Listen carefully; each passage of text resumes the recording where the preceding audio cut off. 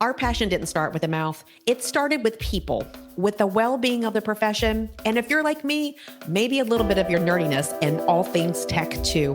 We all want to love what we do, but the truth is, burnout, people problems, and glass ceilings can keep us from doing what we set out to do. So let's get back to the heart of connection. Welcome to the Dental Handoff. This show is about passing you the knowledge, the habits, the systems, and the strategies to lead your teams, lean on your tech, and listen to your gut while you take care of people and truly the overall health of our communities. Let's stop using the wrong end of the toothbrush, y'all. My name is Dr. Kelly Tanner. Oh, and uniquely, I'm a dental hygienist too. You can consider me a guru in the dental and leadership industry. With over 3 decades of experience, my goal is to take you to the next level by empowering growth, perspective, and confidence. By identifying the gaps, recognizing the plaque, and extracting the truth with the other experts in the field. I'll share their stories, empower you to own yours, and elevate your passion in the process. So have a seat in the chair, put on your bib, and let's get to work. Hello and welcome to the Dental Handoff. I am Dr. Kelly Tanner, your hostess. And today I have Kristen Sciolino with me, who is a practitioner up in Maine, and she's going to tell us her story, which is kind of quite interesting. Kristen, thank you so much for being on the show today. Thank you for having me. Yeah, so Kristen is, she's going to tell you all about her story, but she has a very unique one. And I think that you guys are going to find this interesting about how she found where she practices is kind of the best fit for her and her testimonial of how she got there. Kristen, I always start with, why dentistry and why you chose dentistry or why it chose you. Dentistry more chose me. I was working with adults with developmental disabilities for a lot of years. And so we finally got dental insurance again. So we started going back to the dentist in our late 20s after a couple of years of hiatus. And I'm laying there and I'm like, God, I could do this. I'm like, this is a good thing. So and my husband was like, well, you have a great brain. Maybe you should put it to some good use. So I started going back to school after both of our kids were born. So working full time, going to school full time. And then in my 3rd year of dental school, Suzanne Ebert with the ADA came and gave us a lecture. And it was about this new program that they were starting called Practice Transitions. So I filled out kind of the profile and did all that. And that kind of got me here. So it connected me with Dr. Thibodeau, who was looking to retire. And sometime our original plan was 3 to 5 years when I first started. And that was in 2020.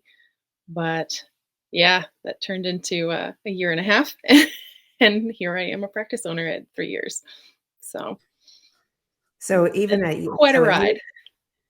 So at year 3, ADA, Catherine Ebert was a previous guest of the show. A lot of great information about practice transitions, because we were talking before the show, and I don't know, all the different facets that go into being a new practitioner or acquiring a practice. There's so many moving parts with that. So did you know where you wanted to practice or have an idea about what you wanted to do, where you wanted to go when you graduated?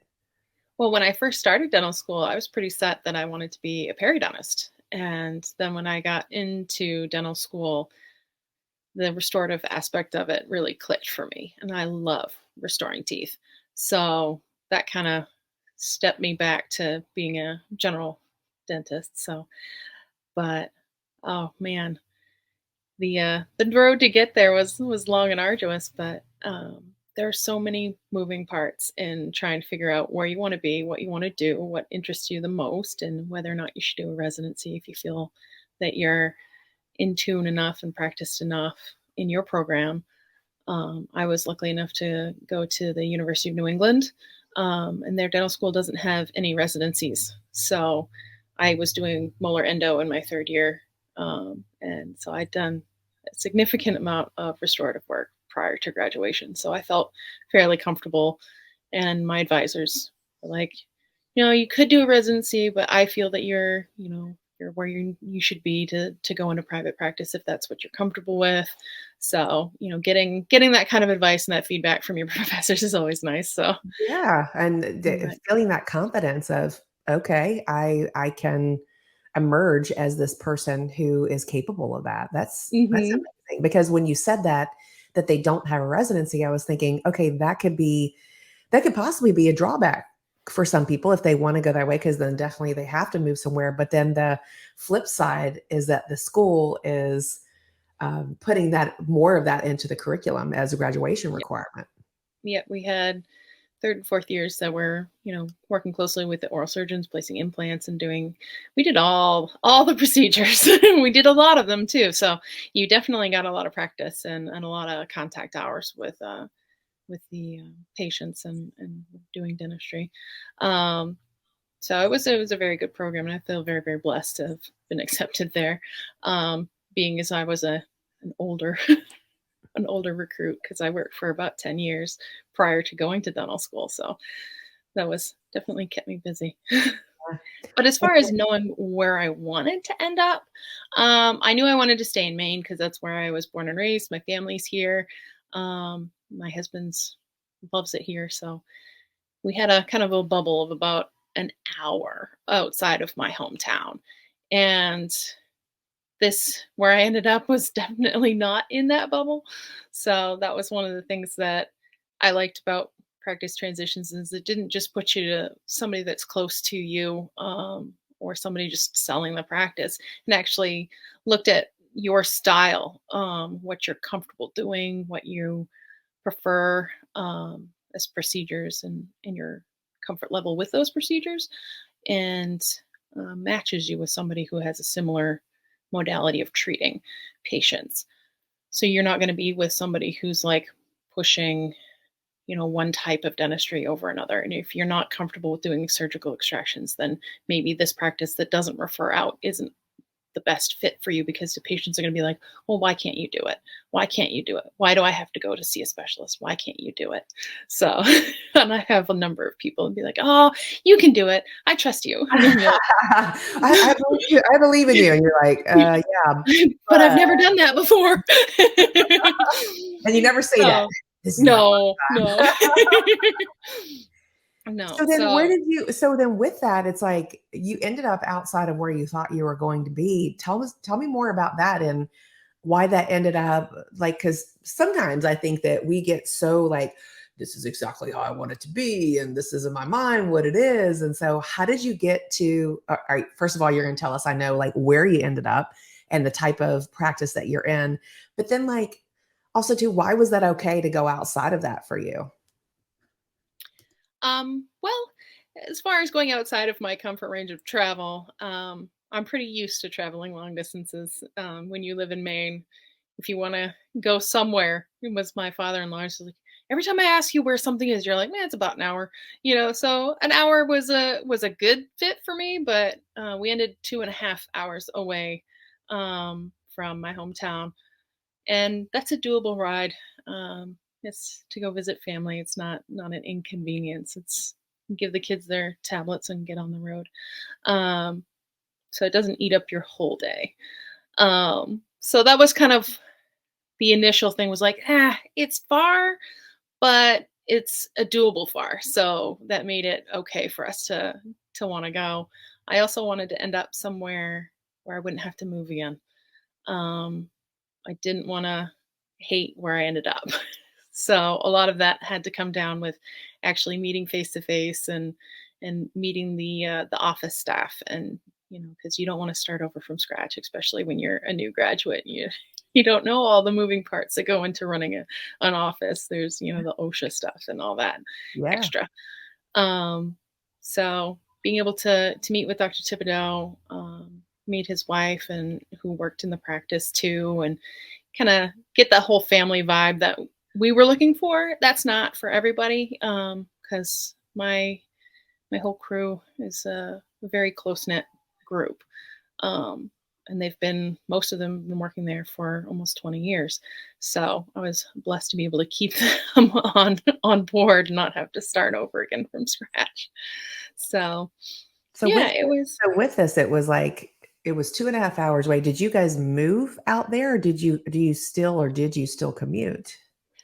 We ended up moving here. That was kind of, I don't want to have to drive that far. When I did undergrad, it was an hour and a half every day. And then for graduate school, it was an hour. So I was ready to be done commuting. So we drove up here. The first time we drove up here, my husband's like, I don't even know why we're bothering to come here. It's so far away. He's like, we're not gonna like it. It's a waste of time. And so for a 2.5 hour drive, we were all just like, I don't know why we're doing this. And then we drove through town, and it's a very cute town on a lake. So that drew us into having the nice atmosphere in the town. And then we met the practice and the doctor, and things just kind of clicked and made both of us very happy and comfortable. We didn't feel like it was such an imposition to move that far. Where I know some people move a lot further to start their practice.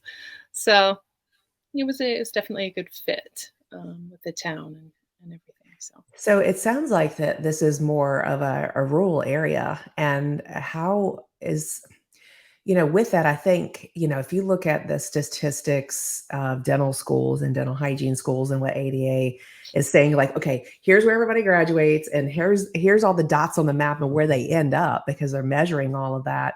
hmm Most people end up around the urban, like the suburban areas and where there's more convenience and all that. It sounds like that's you moved out to more of a rural area and that's working for you. So tell us more about absolutely. that, because I think that there is a disconnect of maybe like what that could be like. So tell us about your experience with that.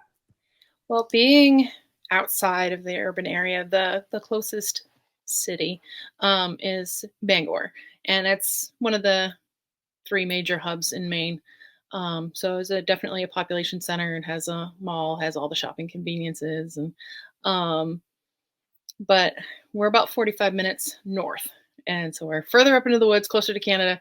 Um, and the population is right around 5,000 in this town. Um, and oddly enough, we have three private practice dental offices in town and a federally qualified health center as well. So there's a lot of dentists, and I was kind of worried about like, oh, there's a lot of competition. You're thinking about that when you're thinking about smaller populations and more competition. And actually, we work very, very closely with the other two offices in town as a team, and um, so being able to work in a small town, you're well known. You're asked to do things like join boards and all that stuff. So if you want to get connected with the community, there are avenues that are probably more available to you than in kind of more urban areas. And your patients are very, very loyal and they trust you. And we have very little pushback as far as like the type of procedures that you want to do. Um, they definitely don't shop around as much. You're like, oh, I saw your Google reviews, but I saw these Google reviews, so there's a lot less of that. We also have a lot older population up here, but a lot of people come up here to retire and enjoy their life. So sometimes they have extra money to spend on their teeth that you wouldn't expect being in a lower population. But we also draw people from an hour and a half to 2 hours away because Oh, we are wow. one of the only practices in the area that was taking new patients. The other office that just sold, they're seeing new patients, I think, 2 days a week. So it's hard to get in. And so we're very, very timely. We don't like people to call up with a toothache and have them wait. Um, we've had a number of patients that's a good way to get patients too, is if they're like, oh, well, my dentist said they couldn't get me in for a month and a half and they have a toothache. And you're like, how do you tell somebody they have to wait that long? Right. So we tell them, you might have to wait a little while, but we'll squeeze you in. And we kind of build that into our practice model, that there are some gaps in there that we can fill in with emergency patients. And it works very, very well. And most of those people that drive from an hour and a half away, we see them within a day or two of them calling with an emergency, even though they aren't an established patient. And they become an established patient because they are so grateful to be able to be seen. So it's definitely kind of, well, my mentor, Dr. Thibodeau, he says rural dentistry is the best kept secret in dentistry because you Mm. can make a very, very good living here. It's not all about your cost of living is a lot less. Our average house around here is probably, I'd say, 200,000, and you're talking a 2-3 bedroom house. Sometimes has a garage. You want a garage? It snows a lot here. Oh yeah, Um, for sure. Yeah. but yeah, and just kind of looking at the overall community in the area where you want to move, like what is attractive to you to do. So if you're an outdoorsy person, you like to hike, you like to fish, ski, any of those things, then rural areas definitely tend to have those things fairly close by. And you're still making a good enough living to be able to do those fun things. So So what are some myths that kind of like some myth busters, if you had some things like preconceived notions that you hear of or that you read about, some myth busters that you've discovered, maybe even just three of them about, some things that people would say, here's what I thought was true, and here's really what happens in a rural town. So what would be some of those? I would say one of the really big things that I thought was like, well, if somebody comes in and they're wearing kind of raggy jeans, that they're not going to want to do a crown or do multiple crowns. Those are frequently some of your best patients that you're just like, if you give everybody all of the options and leave it up to them to choose what they'd like to do, they would actually surprise you. Be like, you know what? I do want that implant. Or they come in and they're like, I think I need dentures. And you only need to pull 3 teeth and be like, I think a partial would do you here or a bridge. And they'd be like, oh, I don't have to lose all my teeth. Perfect. I'll buy that. So it's not about upselling, it's just about options. Um, One of the other myths was that you would think you would be really competitive, and especially in a small town with patients. Um, and we are really not. I actually have referred people to the other dentist in town before I was placing implants because he was placing implants. Um, and he's sent people over to us that he just didn't have room for. He's like, listen, I know that they'll see you, and or they'll give us a call. And so to be, I was really expecting a little bit more competitiveness in our community. And the new doctor that just bought one of the practices in town, we had met before, and he and his wife, we ran into each other, and he was really kind of nervous. And I was like, "Oh, I heard you just bought the practice in town," and he's like, "Yeah." And I was like, "I'm so happy." And he was like, "You are?" And I was like, "Yeah, I don't have room in my practice for 2 practices worth of patients. So in order for people to be seen, we needed that to be taken over." So we we definitely that was a definitely big eye opener for me, was the amount of cooperation. Um, I'm trying to think of another myth. Um, I would say that probably one of the things I was worried about being a female going to rural areas, that I wouldn't be well received. Um, just because, they're used to the male dentists. It's who they've been seeing for generations now. And I think all told, there's only one in my practice that doesn't want to see me. So I think that's a fairly good amount. So we have, I think, 2,100 active patients that have been seen in the last 6 months. So that's, I have one that doesn't want to see me. That's fine. And when Dr. Thibodeau finally fully retires, because he's still working 3 mornings a week, if he chooses to go to see another provider, that's fine. We And does expect to lose a certain amount. I mean, that amount of attrition is amazing. And I mean, does the patient say it's because you're a female, or is it just that they And just don't like it change? it's, I think, a little bit of both for him. Mhm. Um, and it is what it is. There a Yeah. lot of times it's what they're used to. So I Exactly. I mean, yeah. that's change. People just are like, Yep. "Ooh, I what's do this have about?" a male assistant in the office, and every once in a while he'll pop in, and he now introduces himself as the assistant because some people will assume that he's the dentist. He's like, "That's so funny." I'm like, "Well, it's what they're used to. Yeah, that's Bought a practice from a male, so being a male provider, or they kind of make that assumption, but." And then makes the with point. also too, like some of the, because I'm just thinking about possibly some of the myths. Do you accept a lot of insurances, and do you have to do a lot like a larger percentage of write-offs up there because of the rural nature of your town? Well, the FQHCs take care of a lot of our Medicare patients. Um, so, I mean, granted, they have to wait to get in, but um, as far as a lot of write-offs, not particularly. We do have a good portion of patients that have dental insurance. We do have a lot of that don't. So we're actually thinking about adding in the whole almost like a club um, Like service a for them, membership? where they can, yeah, kind of like a membership to the office, and then their cleanings and X-rays will be covered. Um, but no, and very good, we get fairly good reimbursement rates. But we are only in network with, I think, three insurances right now. We had to dump one when I took over because they dropped the reimbursement rate by about half.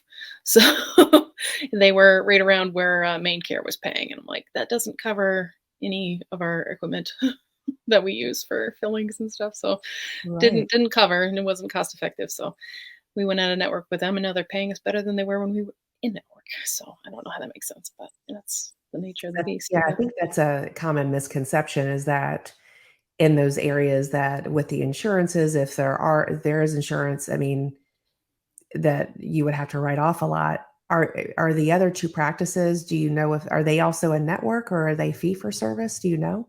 I know that one of them is a network with a couple of the same ones that we are. I know Delta's a big one.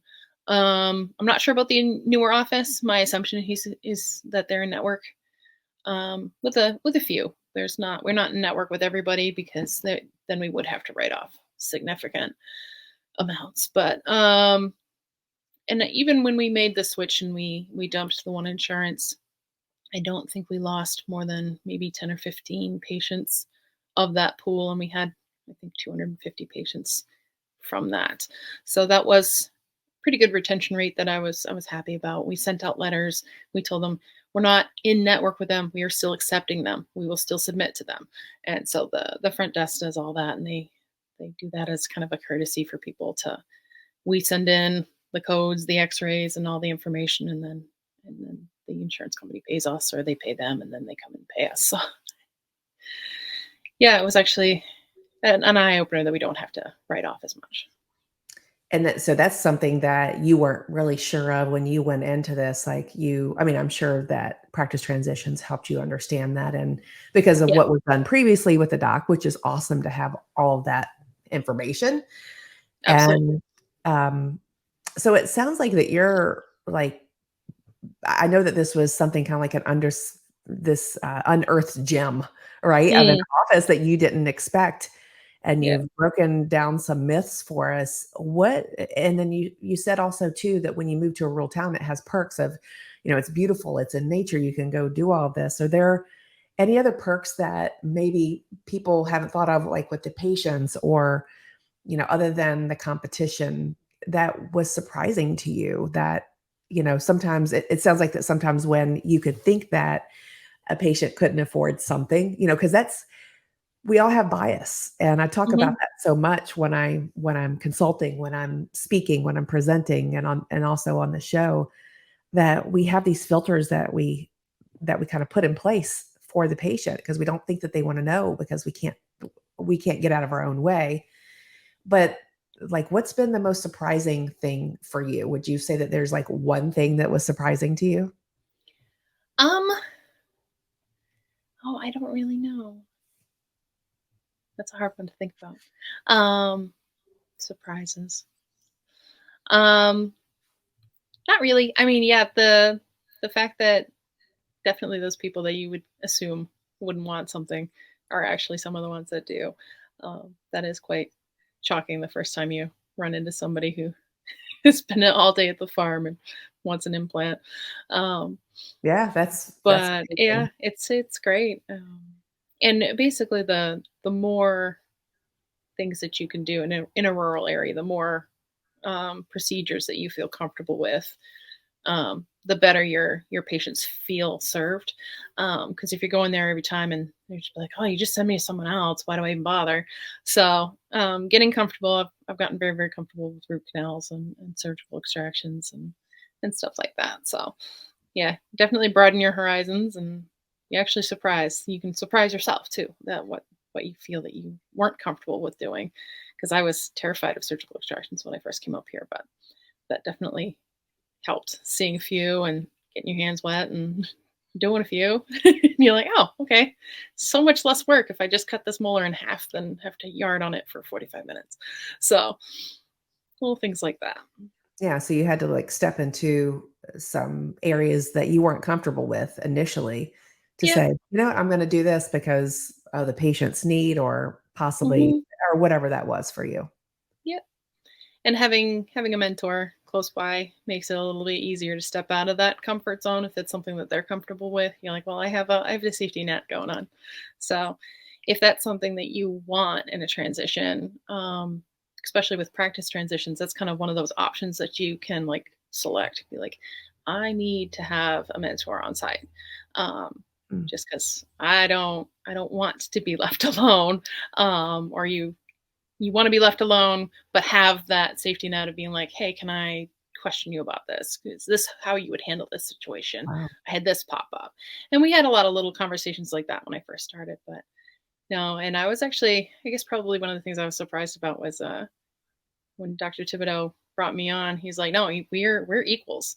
So even though I was straight out of dentist school, he treated me as an equal. He's like, I'm here for a sounding board if you need me, or if you don't want me to, then that's fine.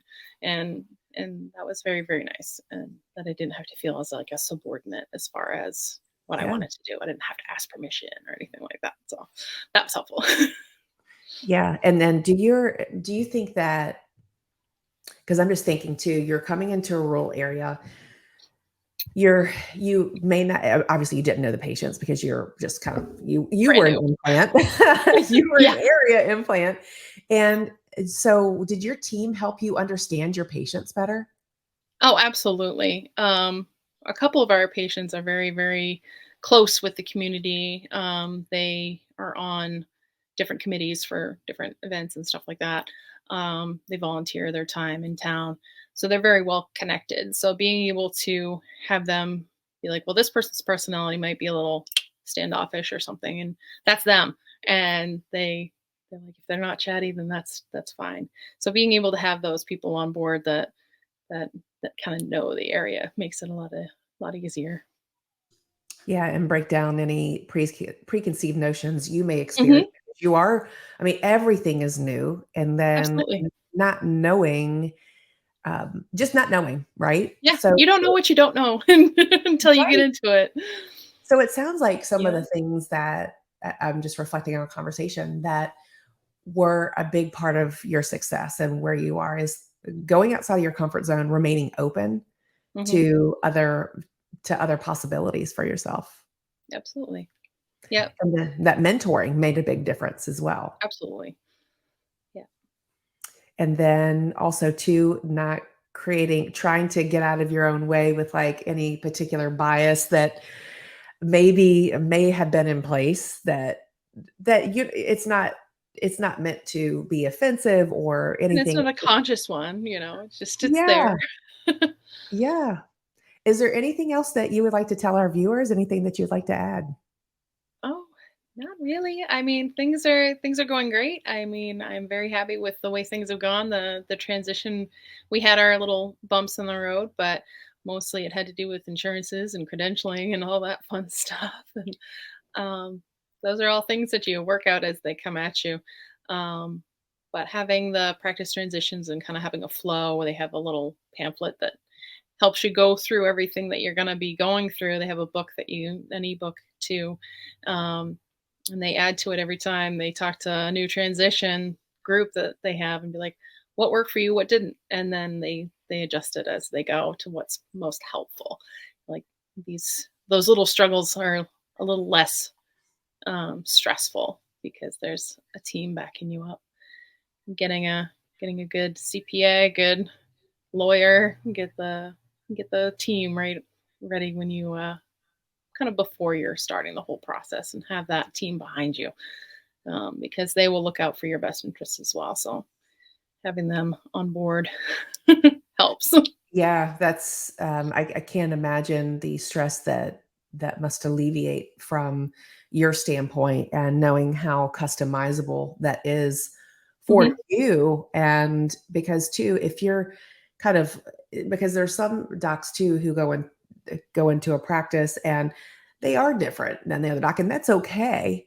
Yeah, But, like, what's their heart like? And what do they does it align truly with the values that were in place there? And so it sounds like that practice transitions kinda did like a love connection for you in some way. pretty much. I mean, we did that personality profile, and I think that helps a lot. That what your values and what drives you as a person also drives you as a practitioner, and as a doctor and a community member.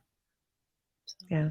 Good stuff. And thanks for, I think, busting the myths on what a rural practice is like. And I just really absolutely. appreciate you sharing that perspective because, there's more care that's needed in those communities. And I know that you're probably available. If anyone wants to reach out to Kristen, her contact information's in the show notes, and you can definitely reach out to her. And Kristen, thank you so much for being on the show today.